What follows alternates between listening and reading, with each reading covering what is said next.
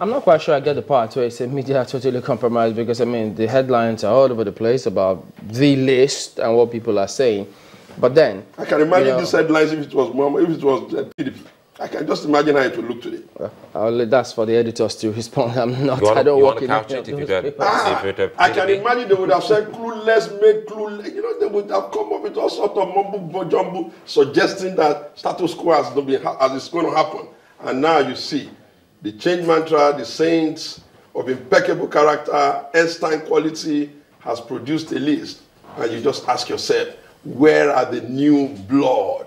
Where are the new people? Where is the new energy? I'm surprised that you haven't used the term noisemakers so far. I spared myself from running into the mob mentality and using phrases that are very mob-like. But everybody knows that these people are just a bunch of noisemakers. For you know how some of them can be. You just need to go back into your tape and look at the clips. Oh, the reason I say that is because the president was said to have said in France that it is civil servants who do all the work, and that the ministers... It is not a reflection just of make this. noise. But that's not... that the ministers just make noise. I don't know if you heard the last line I was trying to say. But looking at this list, are you saying that you see absolutely nobody here? Have you taken a look at the list? I've done about that. The only one that I will maybe begin to say, okay, we can accept is Kwachuku is not bad, but I ask you, why make him MD of NNPC if you are going to make him a minister? You are going to create a second cabal, and we're going to be hopeful again that the second cabal will be okay. I can accept. You've not been following some other issues concerning the merging of ministries and agencies and parastatals. He did say, even in his independence speech, that they took time out to look at some of these issues, and thereafter they came out to say they're also looking to merging some of these ministries. So if they're going to merge and see how that affects the nation, it then means that the same man who would be at the helms of NNPC board can be the NNPC GMD and maybe be the complete your thought. The president has also told us it's going to be, contrary to section 138 of the Constitution, it's going to be the Minister of Petroleum. It's a joke, Sulaiman.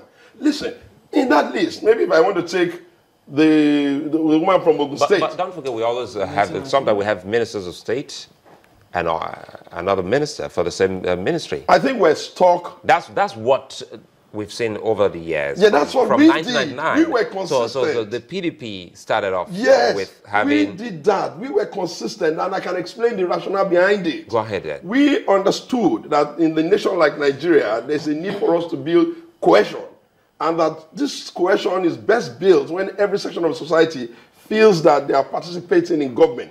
Beyond that, we also understood that we will have a mixture of technocrats and people that have other things to contribute. Our model and our roadmap is clear. Was it a success? How could it not have been a success when you have returned almost about 80% of ministerial lists who were people that we discovered? We discovered El Rufai. We discovered the vast majority of them. So if you discovered them and you found them capable, how come it is you all of a sudden have a problem with them? No. You see, you must not cherry pick people from other people's party. We have a responsibility to have two... Are they members of... They are members of... They're still members of the PDP. There are people I would like to call waltzers. Those who waltz about not knowing where they belong. What I would have expected from this particular president is to say, okay, yes, I've had more than enough time to sit on the sideline and observe the country. I have been asking to be president over 3 times, and now I'm president.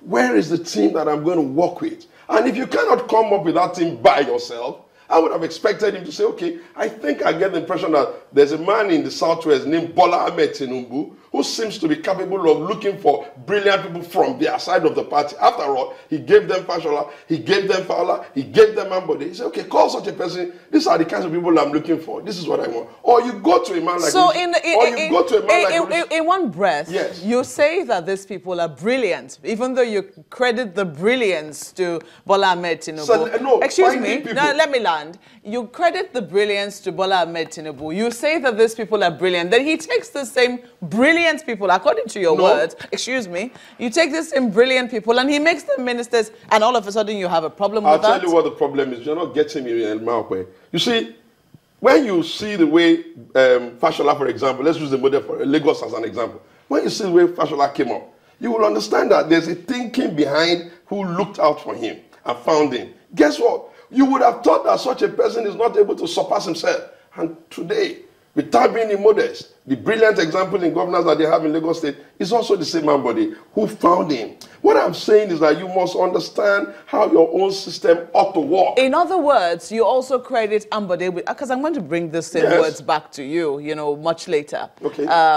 You also credit him with being brilliant. Yes, you can see the flashes of brilliance in what he's doing, yes. Okay. So if you say that he's found Fashola, who is brilliant. Not. Excuse me. Yes, okay. You better not be knowing the personality. Just a moment. He's found Fashola who is brilliant. Yes. So in other words, Fashola is brilliant. Why then wouldn't he be here? Because you are not listening. Kakol has a lot of issues with Fashola. We're talking now in terms of post-performance integrity issues. Listen, I'm not interested in looking for dirt or I'm slapping on anybody. I'm saying that. So you're saying that because this group has issues with a brilliant person nonetheless, yes, you know, he should be discarded and somebody else looked for. Is that what you're saying? I'm saying that if you come to Nigerians with a mantra of anti-corruption and all that, then the things you will not tolerate are anything that remotely suggests that you have taken them for a ride. It is interesting that it is Kakol that has issues with Fashola, not your party. One would have thought that by now, your party should have been able to bring up certain things, concrete issues. Our party in Lagos State and in the Southwest have a lot of issues with them. But you know what we have chosen to do? We have chosen to be more magnanimous in opposition. We will not go after them. Magnanimous by letting issues of corruption slide.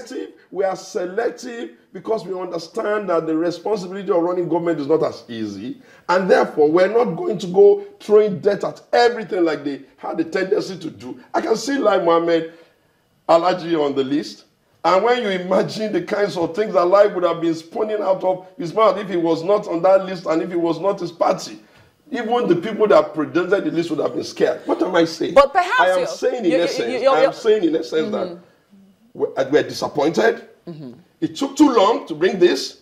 What was it jacketing the whole world for? There are no Bretton Woods organizations. There are no Nigerians in diaspora that understand the new tendencies and capacities of the 21st century. Everything is even changing. You cannot use the archaic way of selection when you are giving us an idea that a new El Dorado is about to be created. But just a moment, you know, for the president to achieve, you know, his ambition, for him to become president, these men and women, at least majority of the people we see here, worked with him. Are you then saying that these people who were able to help him achieve what it was that he wanted to achieve, for instance, Rotimi Amechi, when we talk about, was the director of his campaign organization, are you saying then that these people have absolutely no capacity and that when he's done, all he has to do is discard them and look for this fresh, amazing minds, you know, from where? No, you see, you're not getting it. Nobody's saying that they don't have any capacity. After all, some of them have been governors, some of them have been ministers before, some of them were ministers in 1979. They are now coming to be ministers again in 2015. No, we're not saying they don't have any capacity. What we're saying is that the expectation of the Nigerians, based on where they pushed it to. Very quickly, none has been minister in 79. What was our doing? You don't think it was in the 80s? 89, 79, 80 belt. Specifically 83. What is that? That's not the Buchagari administration. When did it start? No, but it's quite different from 79. Down to the specifics of dates when you already get the idea. If a man was a minister in 1983, no, because people are watching. Because people are watching, and they can do their research later. They can run away with it. So we have to clear that. Thank you for correcting yourself. He was minister. No, correcting you. Thank you for correcting yourself. He was minister within the 1979-83 belt. No, 83. Who was the president in 83? No, you're taking your argument. No, you're not getting your argument. He was minister from 83 after the elections. When they came back after 83, the first election was 79. Yes. And it ended. So it was second. It was the minister in the second term. Yeah, the second term. You see, you make it seem as if between 1983 to date, Nigerian nations and its people have not grown.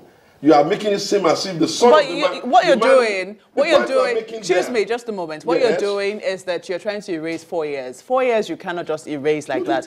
If you say that 1979 is the same thing as 83, we don't think that is fair to a child who was not born in 1979. Between 1983 and 2015, do you know how many years and how many generations you have sidestepped? Do you know? Our issue is that very simple. This nation is 55 years old. This nation cannot be run on the same energy, the same enthusiasm of men of yesteryears. Some younger people How many men from yesteryears are here, if we're to go with your terms? If we take one person from 1983, and he's minister today, a ministerial nominee today, how many of that population is here? There's a tendency that you are not seeing. When he wanted to pick someone to be in charge of his policy and his preparation and his transition committee, he ran into the 80s again to go and look for each other. So you'll see that we have a 72-year-old president. There's nothing wrong with that. Can be tolerated. You will expect him to look for younger, vibrant, Your party didn't people. think so. Our party? Yes, your party did not think so. In fact, Because your party... the head of the youth then in your party was someone also in his 60s going 70 then. That was a one-off. But most of the men that you even... But you set a standard, an old man going to his 70s, becoming head of youth. You see, let us be clear. It is the prerogative of the president to appoint his minister. That's not taken away from him. Ours is to deepen the discourse and ask that and say that we are disappointed. We are disappointed because it took too long. You can't spend 4 months thinking about making ministers that we cannot find. The second part of that is